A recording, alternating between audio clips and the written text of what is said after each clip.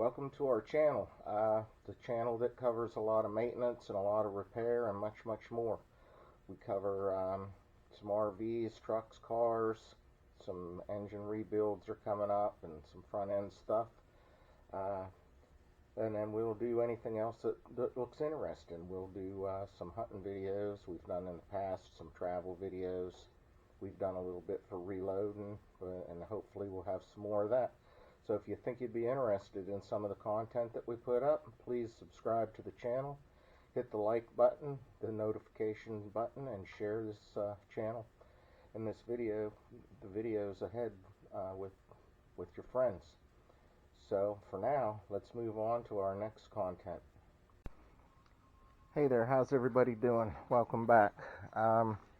For anybody that watched my video on doing the main bearing oil clearances, I wanted to point one more thing out. Since I've finished that video, I've went ahead and I got the crankshaft put in, and it spins nice and free. All the clearances were good. Now the one thing I didn't cover in that video is on this thrust bearing, before you torque this crankshaft down, you want to thrust it all the way forward and make sure everything is lined up. And once you've done that, you should be able to stick a feeler blade down in there to check your crankshaft thrust. There's a minimum and a maximum, like with most everything. This particular engine has a minimum of 4. I used a dial indicator to check it, and there's 0.004 of an inch thrust, or end play, whatever that you want to call it. But anyways, I wanted to point that out before I moved on. So today I'm working on ring gaps. And so what I'm doing is I put a little bit of oil in this cylinder here, and then I'm going to take these rings. This happens to be the second compression ring, and I'm going to put them down into that bore, put the oil in there so I don't scratch anything up.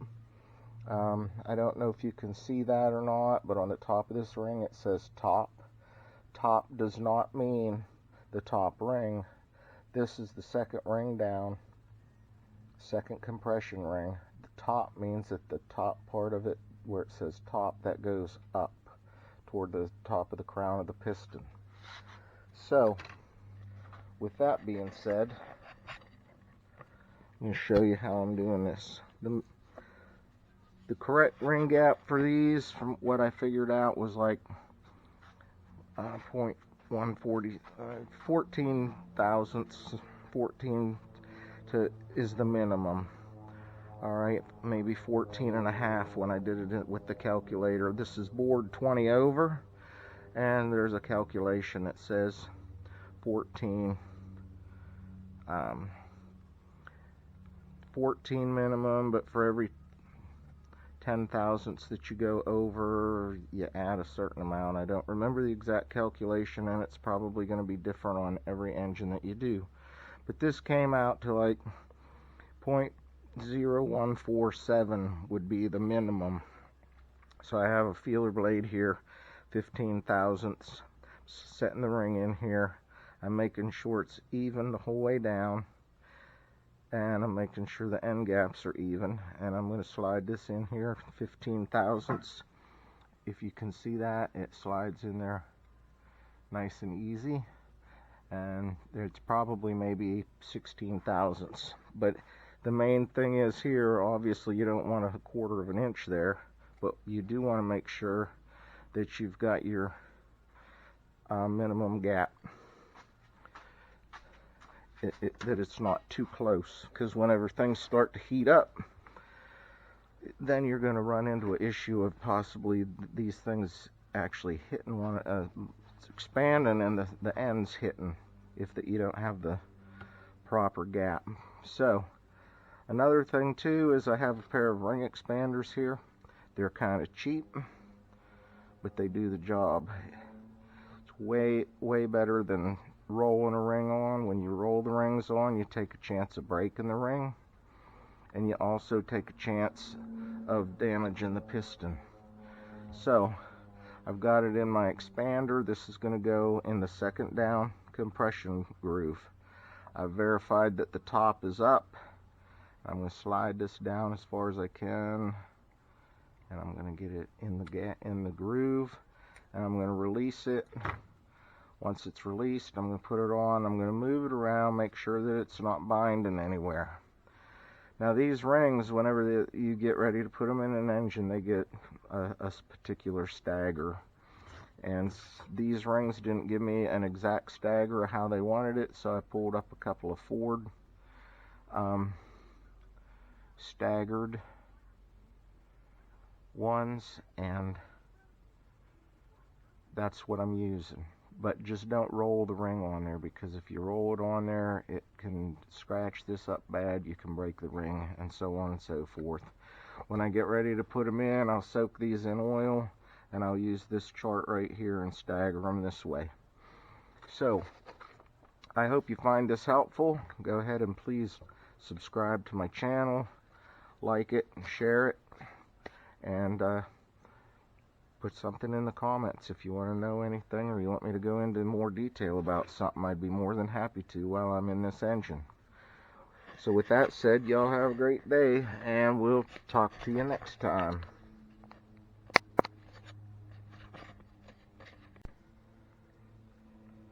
Sorry, I'm a little indecisive. I know I said I was kind of done, but I thought I would go into a few more details here on these rings. So, because I didn't talk about the oil ring. Oil rings, 3-piece oil ring, and the gaps on all 3 of these get gapped in different angles on the piston. Excuse me. One thing that I will note to everybody is that these are a very, very thin steel ring, and there's just no way to even make them work in the expander. The expander, this ring will literally slip through the slots where that it's supposed to pull open. So there's just no way. You gotta kind of roll them on really carefully. I put the oil rings on first and roll these down from the top down, so I don't put big scratches in the skirt of the piston. Alright, another thing to note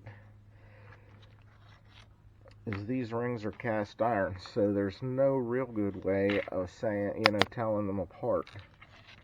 The top one and the second one down. So if you got them mixed up, if you had a chrome molly or something and it was on top, it would have a different look, a distinct look, and you'd be able to tell the difference. So, but whenever that you get these rings, take them out of the packet one at a time and look at them very closely. Now, I don't know if you can see this or if I'm able to capture it all, but this is the bottom of the ring, and if you can see, there's like a 45-degree angle right in here from out to the top of the ring, a real slight angle. Now, that's the number 2 ring, and if you can see it, I think you can see it a little bit right there. But anyway, so that goes down, goes this way, but it's actually up when it's in the engine. Okay. Now, if you look at the number 1 ring, you come over here, and if you notice on it, there's no taper. So, if perchance you ever got them mixed up, the top one and the second one down confused, if you look at these individually, whenever that you first get them, and then if there's any confusion later on, you'll be able to tell the difference in them. Alright, I'm going to do this real quick.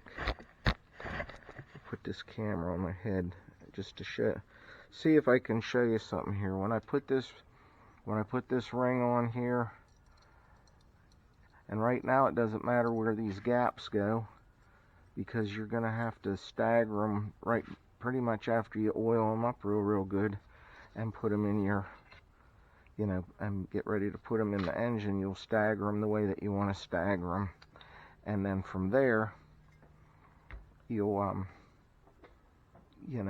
be in good shape. I'm not worried about staggering too much right now. I might try to get these a little bit on the on the close side. But the only way I've been able to get these to go on here with any decency is I'll take and put this down here, and I'll put it in that ring groove, and I just roll this around nice and slow, making sure that it's not gonna scrape anything real hard, and I let it snap into place. Now that was the top one. That goes, there's two of these steel rings. One goes above this expander ring, and the other one goes below it. And it's the way these flex and go on, and they're so thin, there shouldn't be any real difficulty whether you get the first one on. I try to usually put the bottom one on first, but it didn't happen with this one. But I'm going to swing it around here. I'll bring it on. I'm going to hold that out so I don't scrape the piston, and I'm going to let it pop into place. So there we have that's how you get an oil ring on. Here's the groove here on the top. Here's the groove here on the bottom. It moves freely in the ring groove. I know that the gap is over here on the other side. Exactly where, I'll have to look for it, but the bottom line is right there. It is right before I put this piston into the engine. It's going to go ahead and it'll all be checked. So with that said, now these rings, I already checked the gap in them, and they're all good the way that I've done. The oil ring, it's just a little bit bigger. Now the expander really don't make much of a difference because it's just in there. The two small rings, I've checked those. They're a little bit wider gap than the 15, but that's okay as long as that they're not gonna, if they're too close, that you don't want the ends to hit and bind. It'll create a lot of damage in the engine. So anyways, thanks for watching again. Please subscribe, like, share, hit the notification buttons, and come back and see me if that you're interested in putting together an old 302 small block Ford.